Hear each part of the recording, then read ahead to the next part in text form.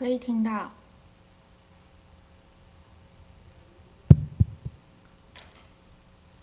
Hello, go for it. Sound check. Can you hear us from Way Mountain?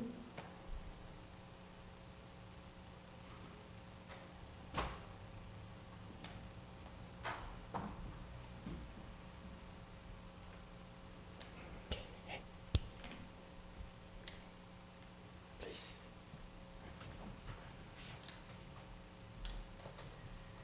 Thank you. Hello, Vincent Poor. Can you sound check, please?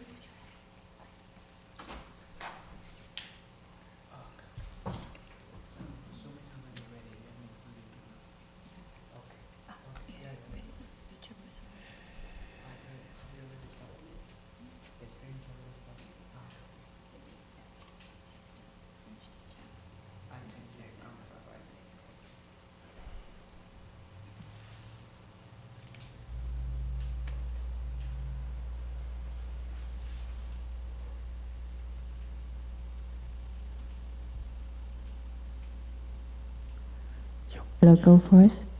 Sound check. The clock. Could you lower it on top of the bouquet so that we Hello, can you hear me? adjust the time? Yeah, it's kind of slow. It's 3 hours, 3 minutes. Hello, can you hear me from Gold Okay. Forest? Okay, by design, huh? It's the same as the one in We can hear Really? you from 3 minutes slow? from Way Mountain. Okay, Thank that's you. fine. By design. Okay, that's fine. It's 3 minutes slow. That's true. Oh, thank you.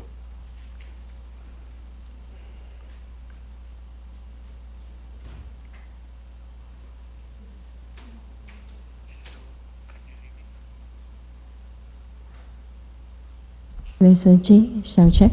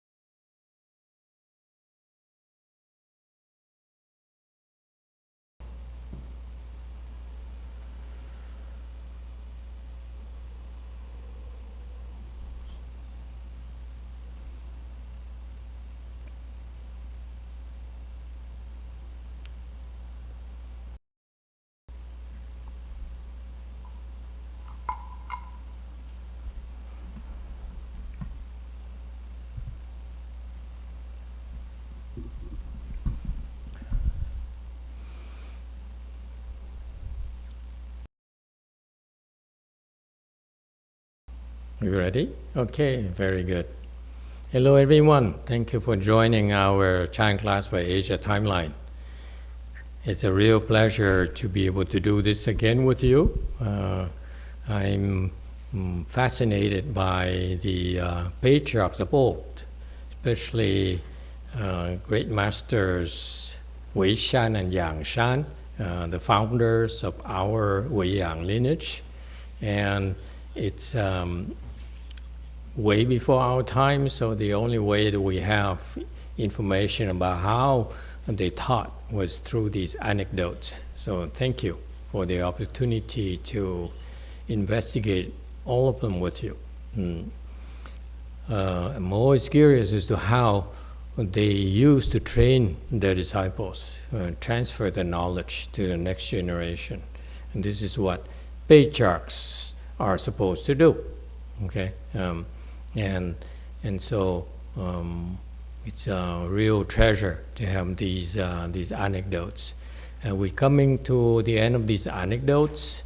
Maybe we should think about the next ones.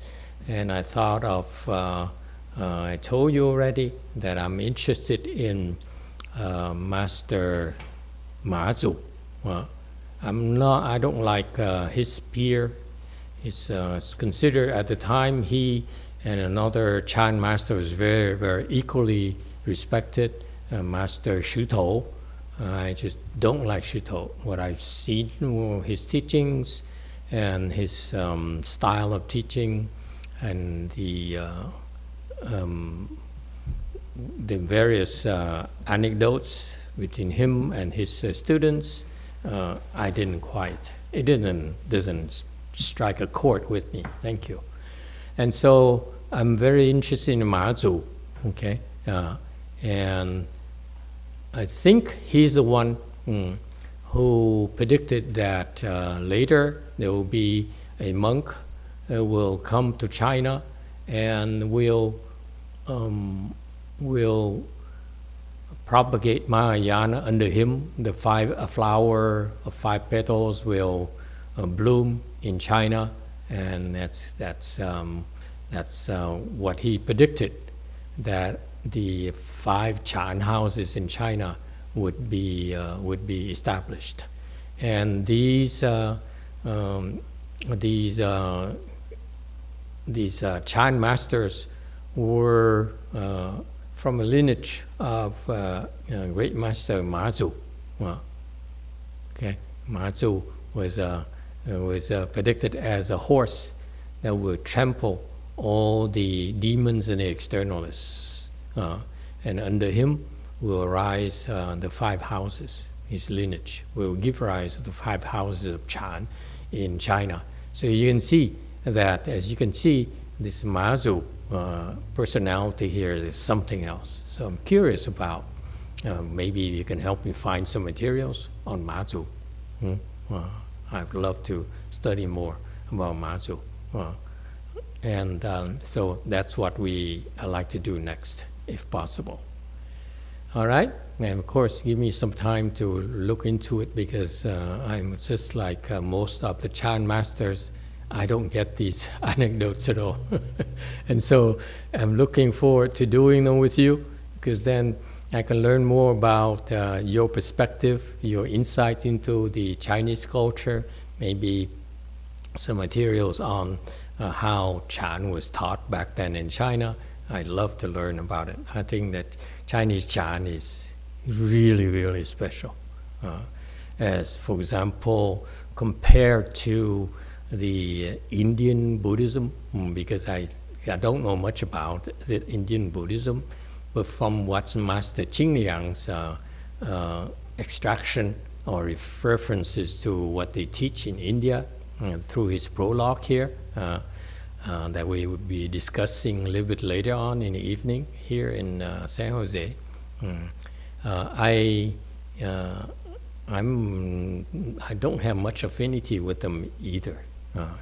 I'm sure these are wonderful teachers, and they did a great job propagating Buddhism in India, so they did the right things for a long, long time. And I seem to have more affinities with Chinese. Okay, maybe in a prior life I was Chinese too, or maybe in a prior life China was part of Vietnam. I have no idea. All right, and so I feel that the Chinese Chan is really, really special. So it's we should. I'd love to continue to study these great Chan masters. All right. And I'll be here this weekend, and then after that I go down south to take care of my loyal and devoted disciples down there. You don't know how grateful I was to be able to find a temple in Rosemead, the same town, the same city as when I started at Lu Mountain Temple. At some point in time, I didn't have money, so Lu Mountain Temple is too crowded. There's no room at all on weekends to talk to people. And people would come on the weekends to consult with us and ask for our advices, and we have to walk around the neighborhood to talk to them for privacy's sakes.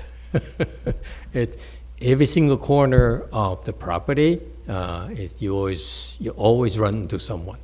Okay, and so I was feeling very sad that I couldn't stay in roast meat because roast meat was so expensive. And so we started looking, and for 2 years we went up and down the coast there, down south, all the way down to San Diego, and going up north and going inland and so forth. Couldn't find anything, but somehow when I was about to give up, after Goyin's son could not help me buy the temple I wanted in about 2.5 hours away from roast meat, that's when Way Mountain Temple happened. And the rest is history. So anyway, when we got it, I was so happy because I don't want to desert my followers at all. Anyway, so I'll be up down there for a couple of weeks and be up here again after 2 weeks. All right? All right. Also, interesting thing as well, as I love the chant thing here. It's so fascinating to me. I'm learning and keep on learning and learning. And for example, this morning I was under attack, and the same kind of attack that neutralized me about 5-6 years ago at Way Mountain Temple. They attacked my back and it froze. And it was so painful, couldn't do anything. I was a punching bag for them for about 2 months. Okay? And my disciple stuck with me for 2 months. And down there in Way Mountain Temple. But after that, after 2 months, I was able to sit in full lotus again, and then I started healing myself. Okay? But if you cannot sit in full lotus, it's not a whole lot you can do. So anyway, this morning I was attacked and my back froze again. And I was surprised. Because, of course, each day is different for me, depending on the kind of work I do. Doesn't look like I'm doing anything, but actually I'm doing, always have to do something, take care of something. And so this morning, it froze, and it was so painful, but same pattern, couldn't cross my legs. That's when I said, oh, wow, this is so interesting. Where have they been all these 5, 6, 7 years, huh? Welcome, my friends. Good to see you again. And so I struggle a little bit, and then I got a back massage. It helped a little, but it doesn't last. It's external. You massage. It's all skin deep. It's not a big deal. But tonight, I came here and meditated with you. And after I started, I said, it's the massage. Didn't discover anything wrong with my back. Like when you have a physical issue, like something broken or there's a knot somewhere there. No. As I got the massage, because I was curious as to where the knots were, what was the problem, where was the problem, because I felt it myself. I couldn't feel anything. Couldn't feel any knot. And so the massage confirmed for me, it's karmic. It's not physical. Isn't it interesting? Huh? The world is so full of surprises. You learn so much, everything. So tonight I came here and meditated and was able to focus on my full lotus and work on fixing my back problems. I'm very glad to tell you, it's like 90% gone after 1 hour. Huh? So the point is that I don't mean to brag with you. I just want to share with you that your full lotus, your posture is so important, okay, in your well-being. Okay, work hard. This is your foundation. your full lotus, your half lotus, whatever lotus you can get into, that's your foundation. Trust me. Okay? All right. Any questions and comments? You that impressed, huh? Yeah. Yes, sir, in the back. Master, so how can we cross our legs or meditate and try to fix something specific from our body? Well, you have to have some skills before you can do that. My point is that I'm teaching you to do the same thing I'm doing when I have a problem that needs to be fixed, needs to be addressed. The foundation is there. So we all have the same building blocks. So just follow the instructions, keep it up, and one day you'll be amazed how wonderful it is. This kind of knowledge that the patriarchs passed on to us. I'm so grateful to my teacher for teaching me about full lotus. Okay, even secondhand only. He didn't teach me directly. I only read it from his explanations. Even his disciples don't even teach full lotus anymore. And because I started his Chan, his style of Chan practiced by full lotus, that's why I remember that in spite of the fact that his disciples, my generation, meaning my peers, would not teach anymore because people complain it's too hard, too difficult, too painful, and all those things. I always stuck to my gun. Okay, and I want to share with you that the foundations and that we're sharing with you is really a Way foundation. It's very, very special. It's a treasure that you should take care of and utilize it. Okay, it's a lot more wonderful than you realize. These patriarchs are so special. They have the full vision, and what they teach us is very, very beneficial for us. All right, so that's what patriarchs do. They benefit others, and so I'm grateful to my Chinese teacher. I mean, words, there aren't enough words to express that. Yeah, but then also I have a big mouth. I would criticize him as well. Yes, there's a question here, 7.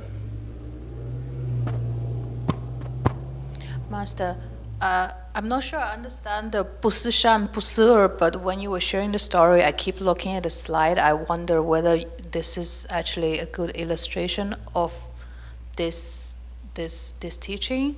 Because when you were talking about getting attacked, I feel like you are not discriminating, oh, this is so bad. It's like just, oh, it happens, it's comic, I'll try to address it or endure it, that's it. And there's no good or bad, right or wrong, or fear, anything about it. So I wonder whether this is That's a lot of thinking right there. Thank you for reading so much wisdom into what I do. Okay? I don't deserve it. I live a very simple life. It's a problem, I look at it and say, what can I do to fix it? That's how I learn. Okay? I get in trouble and I learn from my mistakes. It's not about this at all. It's not about this anecdote at all. I just happen to to want to discuss this tonight, so I flip it over and get it ready to talk about it. Okay, that's about it. You read too much into what I do. I'm very simple-minded. I only do one thing at a time, one step at a time, one foot after another. Okay, but thank you for having so much faith in me.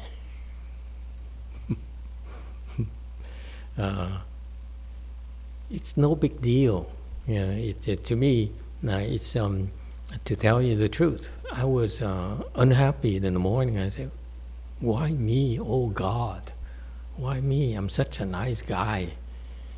I am not asking for much. Just a red car, good food to eat, butter, and so forth. And why do I always have to? These bad things happen to me." So I was complaining a little bit, to be honest with you. And then after you whine a little bit, and my problem, you don't understand my situation. Who am I going to whine to? To my disciples? Tell the entire world. You have no friends, Even at lunch, whatever I say, they will twist it around and say, "Master is such a mean person." He hates everyone. Today I just found out that's what they think of me. I hate everyone. You see? So, you're reading too much. Take it easy. But thank you for thinking so highly of me. Yes, Sarah. Amitabha Master. First of all, I'd like to thank you for your career advice and guidance that has been given to me in the past. I often reflect on those and I refer to what you've said when I need to make a decision. Good news is that I'm already into a new job. So a few months ago, I got an offer, and I think this job offers me a much better exposures, which is also aligned with where I want to develop my career. So I'm really grateful of your help as well as Venerable Shenxing's help for me. Today my question is that this new job obviously has much more exposures. It has higher expectations on me. So it's also a much more demanding one.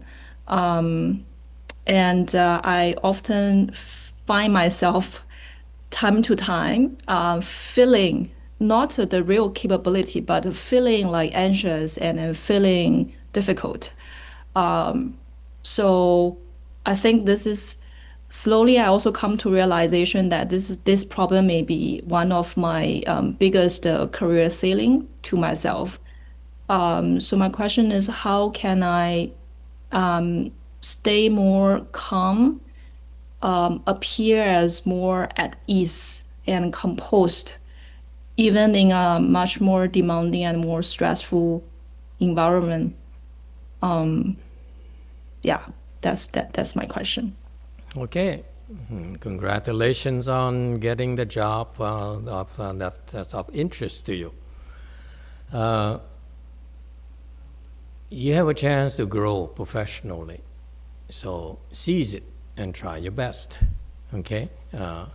The bottom line is that you need to take care of your base. That's what a Bodhisattva taught me a long, long time ago.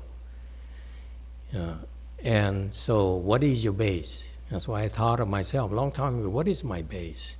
And it's the same thing I'm sharing with you. You should ask yourself, what is your base? Okay? Your base is your family. Your base is your body. Your base is yourself. Because that's where you can always go back to. When the world shuns you, the world abandons you, you still have yourself. Okay? And this is what worldly people fail to understand. You have to take care of your base. Take care of yourself. Meditate every day. All right? Without fail. Master Xinhua put it, it's just as important. Chan is as important as taking a shower, as eating, as sleeping, as going to James Bond movies. If you're into that, she's not impressed. Okay? And so you have to meditate every day. I want to impress upon all of you, no matter what happens, you have to meditate. Okay? No matter how busy you are, you sleep less. You get up and you meditate. Okay, you eat less so that you can meditate. All right, that's your base.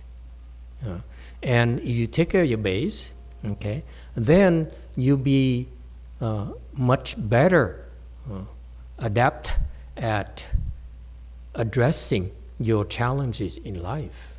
If you don't have a base where you can go back to and get some rest when you're tired, and where are you going to go? This is what happens with people in the world. They don't take care of the base. They only chase after external things such as houses, cars, boyfriends and girlfriends and money and so forth. All those are important. But without a base, there's no basis for you to build upon. So to me, meditating every day is one of the most important things I want to impress upon all of you. I meditate every day. And when there's a problem with some challenges I'm faced with, like today I shared with you, what did I do? I meditated more, not less. That's how you fix problems. That's how you learn and how you rise to the occasion.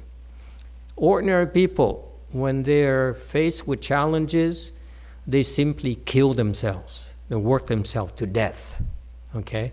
And hopefully, somehow it works for them. There's a reason why it works for most people, okay? It's a Chan reason. I'm not going to tell you. We understand. We're not going to tell you because you believe. The question is, whether you believe. You believe, you meditate, then you see you don't need to know what's the real reason behind it. You're doing the best thing possible, okay? So when you're in trouble, when I'm in trouble, I meditate more, not less, people.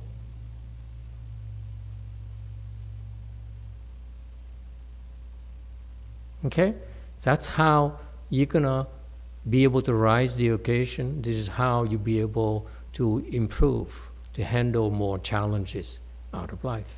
It's that simple. Okay? Good luck to you. Thank you. Okay, DTT. 마스터, 불변 수연에 대한 질문이 있고요. 저희가 향찬할 때 향을 카운트하는 법이 있고, 또 회향할 때, 트랜스퍼런스를 할 때 그 향을 준비해야 되는 카운트법이 있는데, 한번 끊을게요.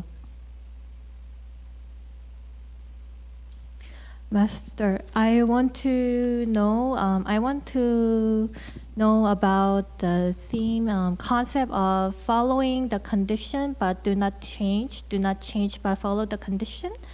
For example, when we do incense praise, there's a way to count the incense, and also when we do the transference, there's another way to count the incense. 이게 지난 겨울에 저한테 어떤 일이 있었냐면 그 향을 준비하는 그 과정에서 제가 좀 혼돈이 있었어요. 그런데 이제 사실은 베너러블 XL이 맞았고 제가 좀 틀렸는데 이때 베너러블 XL이 저한테 보였던 태도가 그냥 본인이 맞다는 걸 알고 있으면서도 틀린 제 의견을 채택해 줬어요. 베너러블 XL이. 네. So last time I was preparing the incense and I had some confusion there. And then there was Venerable Shenlai told me the right way and I was wrong. But the attitude that Venerable Shenlai had was he was agreeing with my wrong. 네, 이제 그는 분명히 이제 제가 그 상황이 지나고 나서 베너러블 신라이가 정확하게 알고 있음에도 불구하고 틀린 제 의견을 그냥 채택해 줬구나. 그 사람의 태도가 혹시 우리의 종지에서 제가 그동안 이해하지 못했던 불변 수연이었던 거가 제 질문이에요. Very good. Let me give you the answer. How do you accord with condition yourself? Never mind by anyone else. I'm only this solution is only for you. You hear? The rest of you can ignore my answer. How do you personally accord with conditions? Thank you for asking such a good question. Accord with conditions and not change. and not change, yet accord with conditions. Very good. Those are profound principles that someday will help you become enlightened and become a great bodhisattva. All right? Believe. All right, so how do you personally accord with conditions and not change? Very simple. If XL tells you something, then you do it his way. And if another person tells you the exact opposite, another Sunim tells you the exact opposite, you do it the new way. That's according with conditions. No more. Got that? I want you to think about it. Okay? It doesn't have to make sense to you.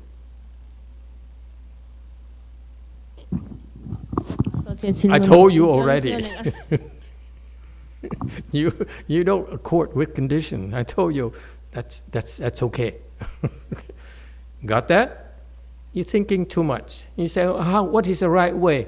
And I heard stories about you telling my monks and nuns, this is, I saw Master Z do this, I Master YongHua do this, and you're not doing it right. No, if you do it wrong, it's the right way. That's according with conditions. Can you do that? So when you go home, when you're going home? Soon? Just kidding. See, got it? And you go home, see your husband, you give him a hug, and say, oh honey, I miss you so much. It's okay to lie. Okay? That's according with conditions. And guess what? Again, whatever he tells you, okay, it's the right way.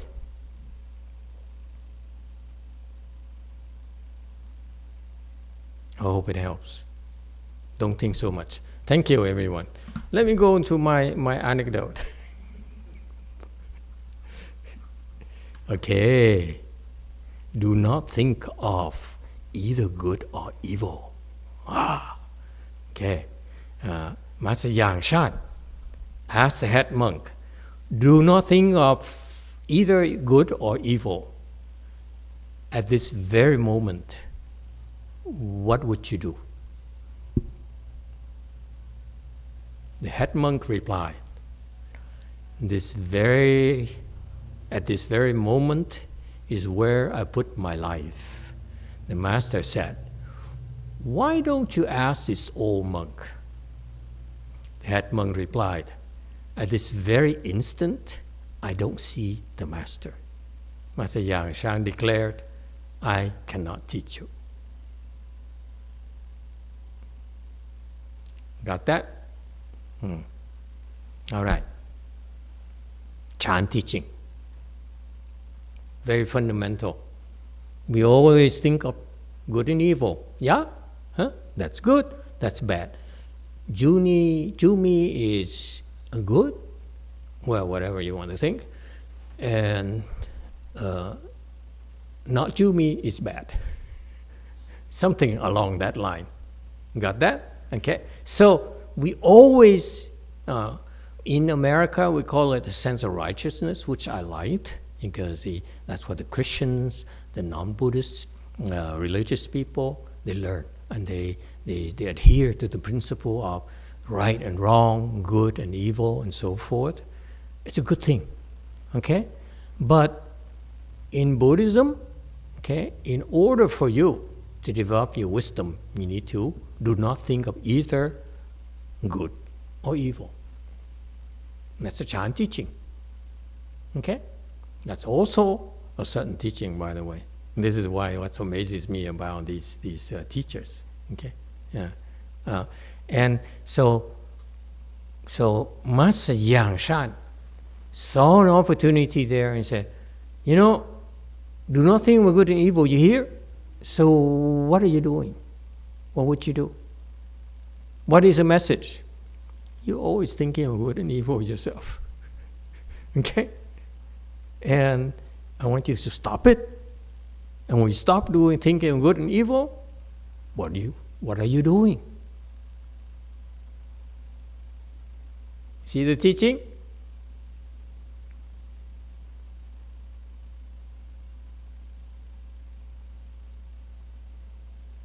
Okay?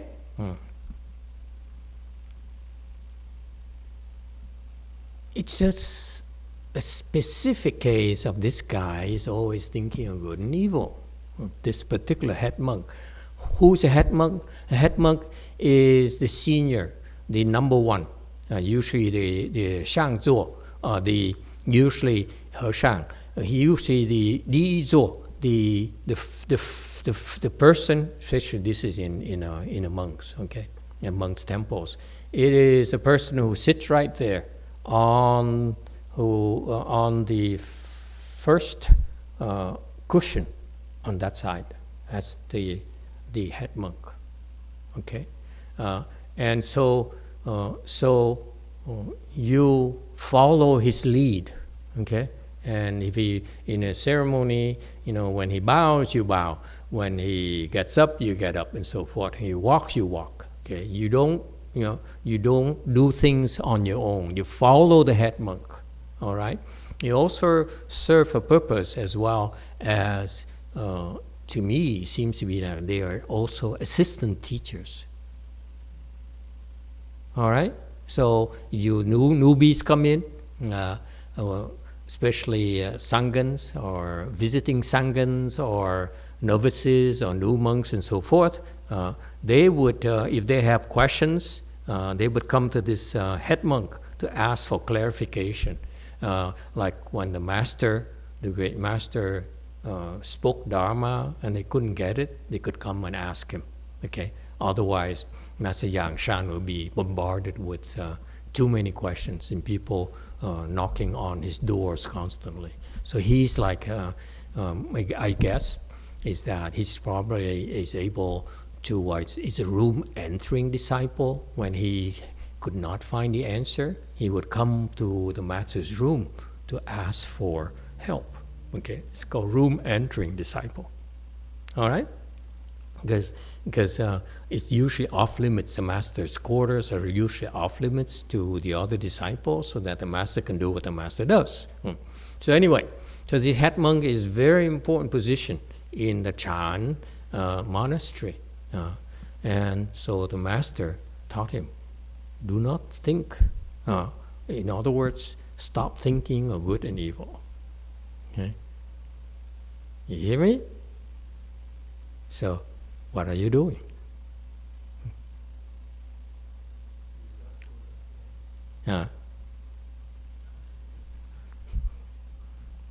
So the head monk says, this is a Chan temple. This is not Pure Land temple. What are you talking about, you loser? This very moment is where I put my life. The master says, not good answer. Okay, the question here is, what would you do here is, what would you do? What would you think? Okay, the sheng here, 这么sheng here is a Chinese expression. I'm never could really totally understand it. Okay, but could mean that you do something or you give rise to a thought or something. Okay, along the same concept. Okay, so if you don't think of good and evil, what are you doing? What would you do?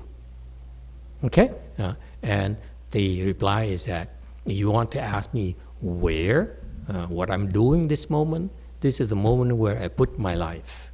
Okay, so this guy is a smart aleck. He says, I put my life in my base. I go back to my base, if you will. And this is where I put my life. Okay, as if it needs to be put somewhere. So the master says, not good answer. Yeah. Because, what's the problem?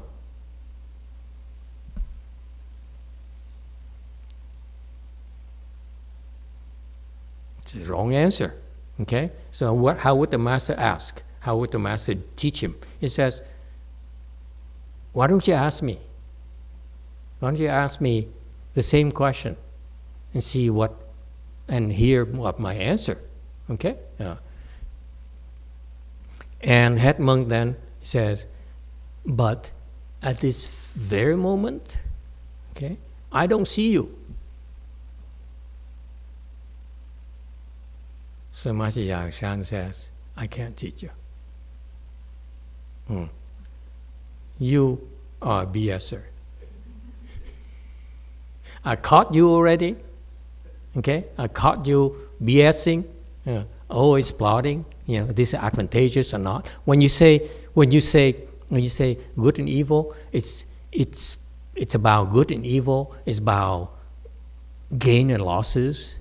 Okay, it's about your discriminating mind. You're always discriminating good and evil, advantageous, disadvantageous, like, dislike, hungry, full. I'm so unhappy. I'm so happy. I hate it. I love it. It's always discriminating. I like this. I don't like this. I feel so bad. I want to feel better, and so forth. You're always discriminating. Okay, so the master says, listen, my son, son, you're discriminating too much. So stop it. When I told you to stop discriminating, what would you do? Isn't it a beautiful lesson? Very simple. And so that guy, he says, this is where I put my life. Intellectually, he's BSing, because why do you need to put your life? You don't need to do anything, and you're still alive. You don't need to put it anywhere. You don't need to do anything. He's BSing. Okay? So Master is very gentle. He says, why don't you ask me, son? Would you like to know how I would answer it? Okay? And so this guy here, okay, you can tell, this guy is so full of himself. I'm number one. Okay? I'm a number one seat. Number one seat. I'm only second to you. Okay? I'm a very important position. Okay? So therefore, I stand by my position. Okay? But at this very moment, I don't even see you, Master. Okay? If you talk about intellectual answers, okay, that's what he's sticking to. He's sticking to, you don't want me to think about good and evil, okay? And then I don't have to do anything but put my life. It's in this moment. I'm live at this moment, okay? And so the master says, would you like to know how I would answer this? The master says, but you see, even what you asked me to do, I don't even see you at all. I see you as emptiness. And this is what a lot of monks and nuns hide under the concept of emptiness. Okay? So in Buddhism, in Chan practices, we teach you all these things to help you experience emptiness. Okay? I just told my attackers, let my attackers see that you torture me all day now. Now try to torture emptiness.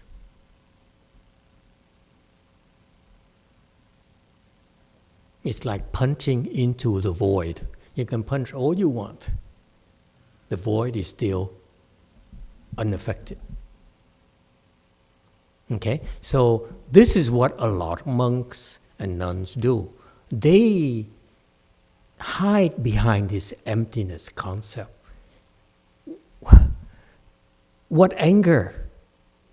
I see you as empty. Why should I be angry at you? Because he clearly has some skills. That's why he's number one.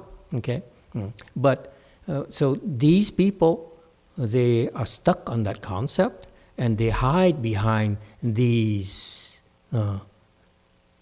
notions, these Chan wisdom, bits of wisdom. Okay, so he says, I'm not going to play with you. Okay, I'm not going to ask you because I don't see you. You empty to me. And Master Yang Shan says, you're too much for me. Okay? I have no way to help you. I try to reach you, I try to help you, but I can't.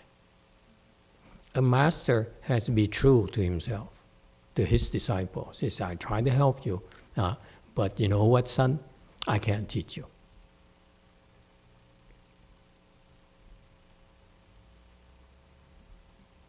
Okay? Any questions about this?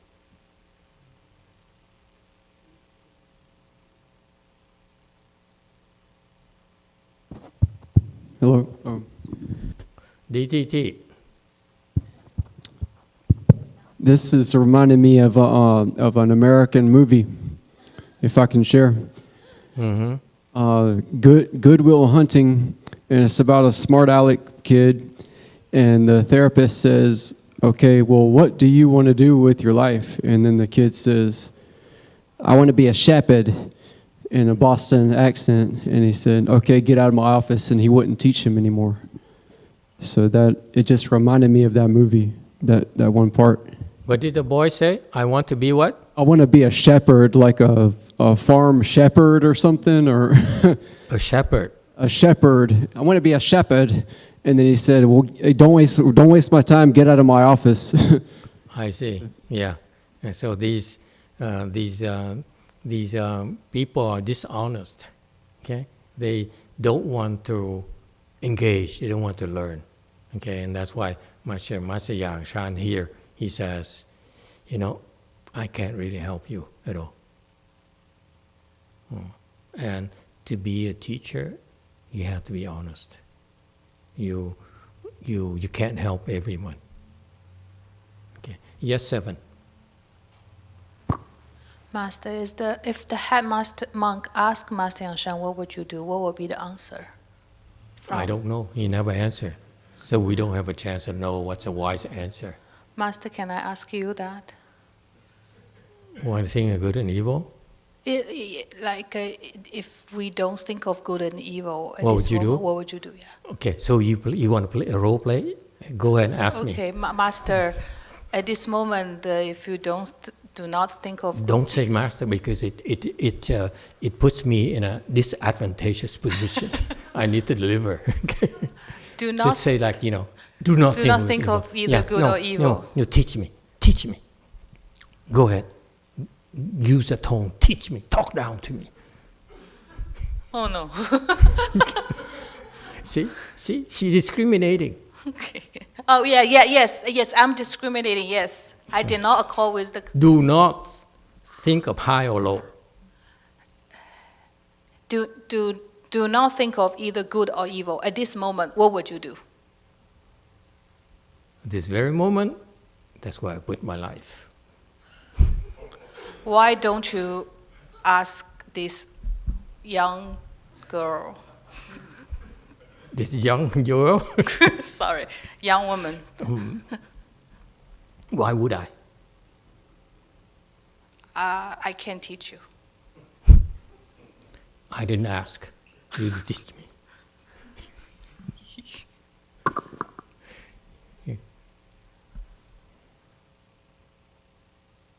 You guys get the point? I hope some of you are enlightened. No? Damn it. Okay, so certain teaching is not something I can do, clearly. Okay, we established that, okay? It's the person who gives the answer. It's not the answer. Okay, so Master Yang Shan, look at this guy. I don't understand the Chan tradition, Chinese Chan tradition, where I have a problem with him being the number one seat, Di Zhu. Because, you see, that's what he does. He's too keen on protecting his position. He wants, because he's the number one, therefore he needs to be protecting the respect that he deserves from all the others except for the master. He's attached to it. Okay? And so Master YongHua knew it already. But what surprised me is that why would he let him become number one? Because he's a bad example. In Buddhism, we teach by example. I have a problem with this. I don't understand this. And this is why, please, Chan masters and Chinese Chan people and all you practitioners, please enlighten me. I don't get it. Why would you let this guy become number one? Okay? And I'm surprised. The one question, this is what I as I thought about this, and I said, yeah, number one thing is that there are lots of things you learn in the temple, in a Chan environment, that this guy is good for. Clearly, he's not useful. That's why he's there. Okay, and so what is he good for? He's good for the rules and regulations. Okay, because when he's there, he's been around and he's seen a lot of students come and go and masters come and go. And therefore, he should know he has a wealth of experience that the newcomers don't have. So he's good to guide them in that sense. All right? You don't realize that you learn a lot from being taught the right things. Okay? For example, today during a conference meeting, and my back was still not well, one of my disciples who participated online, and after I talked for an hour, I think she was so bored, and then she started slouching. Okay? And what do? That's against the rules of comportment. You always sit straight like a bell, whether you meditate or don't meditate. Okay, you sit like a bell. You walk a certain way. You sit a certain way. All right, you stand a certain way. Okay, because right there is cultivation. All right, cultivation could be as simple as you maintaining, observing the four comportments.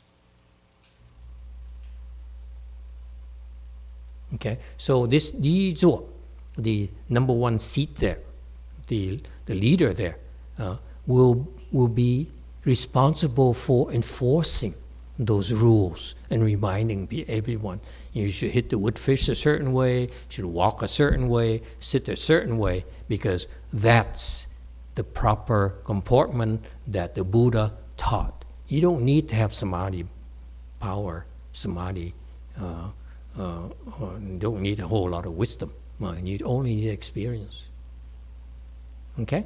So that's important. It saves time to the master. Because, see, look, I have to remind my nun now, you didn't sit properly. Because why? Because there's no number one seat in my temple. Since no number one seat, I have to do everything myself. All right, so far so good. That's one reason I find it to be a good excuse for letting him be number one. Okay, what's another reason you think?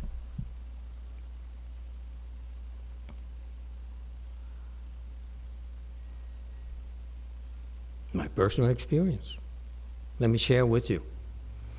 In my younger days, I was very arrogant and really not a good person. I'm more like evil. I still am.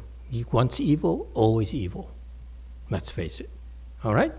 But it's not about me. It's about the fact that when I joined my master's temple, he is on his way out.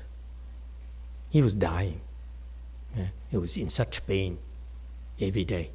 Okay, I think I heard from one of the bodhisattvas, he had the same kind of back pain I have. Okay, and then his disciples begged him to stay on. So that pain in the back grew into go to neighboring area, the butt, so he could not sit anymore. And they would still insist on him sticking around. He's in such great pain every single waking moment. Okay? And so I came in, and he accepted me as disciple, gave me my Dharma door, okay, at that moment right there as well, and then forced me to wait for 4 months to 6 months before he allowed me to shave my head, okay, and so forth. And then he died. And what made me stick around was that the promise he says, my disciples will teach you, will train you.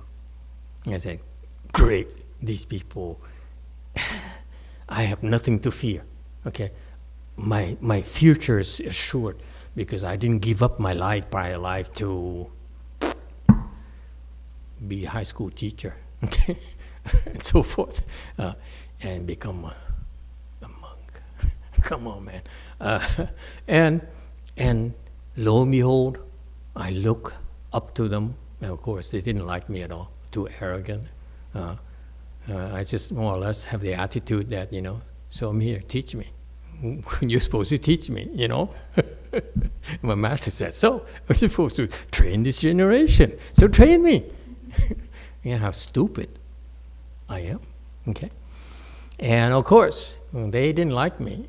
They only liked my credentials and my aura and so forth, and they tried to impress me. One guy even said, why don't you come to my temple, work for me, help me build my temple, and then we share all the rewards, all the merit and virtue of doing this. I said, I gave up my life to help you build up your small temple?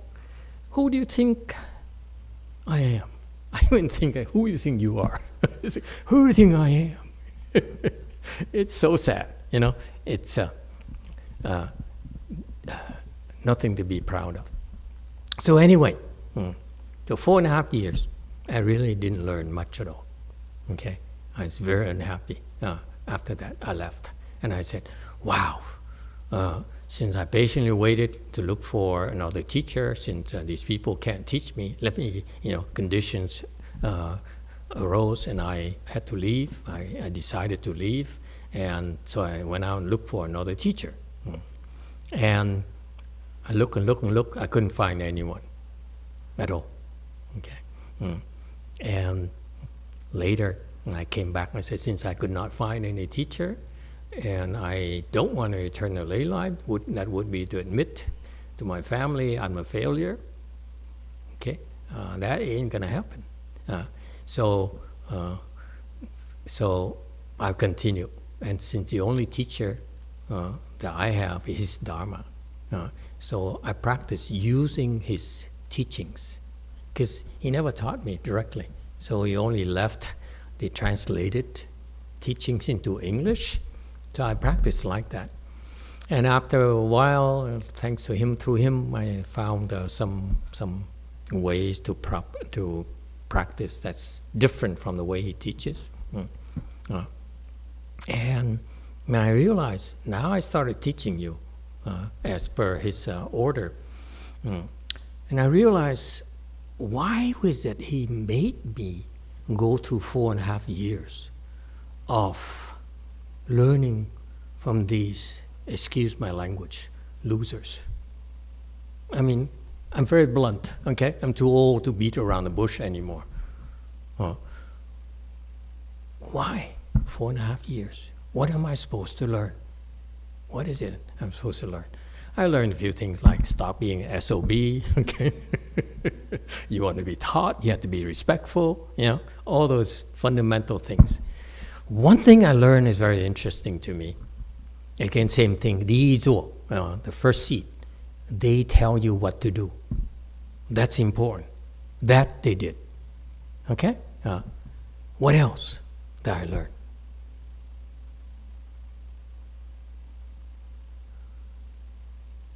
Not to ever do what they do. Whatever they do the opposite. That is such a powerful lesson that I learned.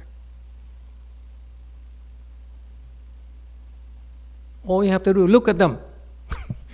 They do it that way, do the opposite.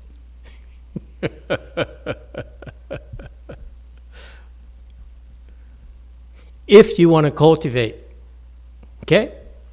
Let me remind you, let me spell it out for you. Do not be like this guy. The master approaches him and says, I want to teach you. Okay? Here's the lesson. Don't think of good and evil. You hear? I say, yes, master.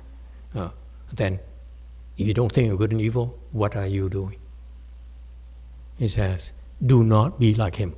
This moment where I put my life. Your life is there. You don't need to put anything. You BSing. Cut it out. If you don't know, like my disciple, I don't know. Okay? They're losers too. But don't BS. This is one of the biggest things. Do not BS the master. The guy is BSing. This is a very important lesson here. And the master says, stop BSing me. Would you like to know how to answer similar questions in the future because you're number one seat? He says, but you're empty. Why should I ask emptiness? Meaning I have wisdom already. And that's what Master YongHua says, listen children, if you BS your master, don't expect the master to teach you. This is your lesson, not the first seat lesson. It's for us. Do not ever, never, ever BS your master. You know what? He's very kind. He didn't have to say anything. He didn't have to say, I could not teach you. If I were you, I look so unhappy. Oh, I fail you. My son, I really fail you. I'm so sorry. I would not say I could not teach you. It's too violent. Because he's a BSer. Okay? Whatever you say, you're gonna make him BS some more. So if I were Master YongHua, I would cry. I said, oh my God, I fail you again, son.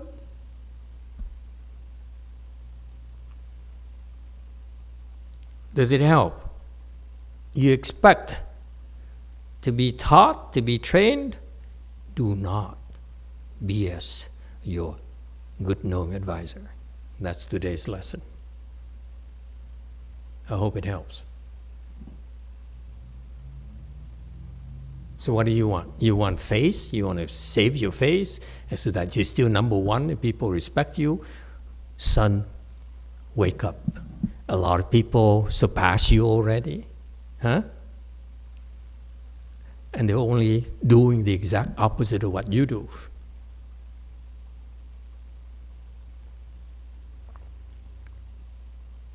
Wake up. You're not superior. You're inferior.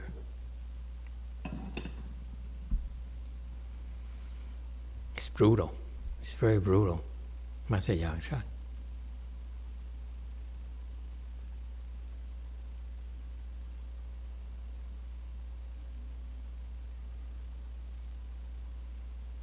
Okay. We stop here today. Thank you, everyone. I hope you learned something. If not, do the opposite of what I do. It's the second lesson.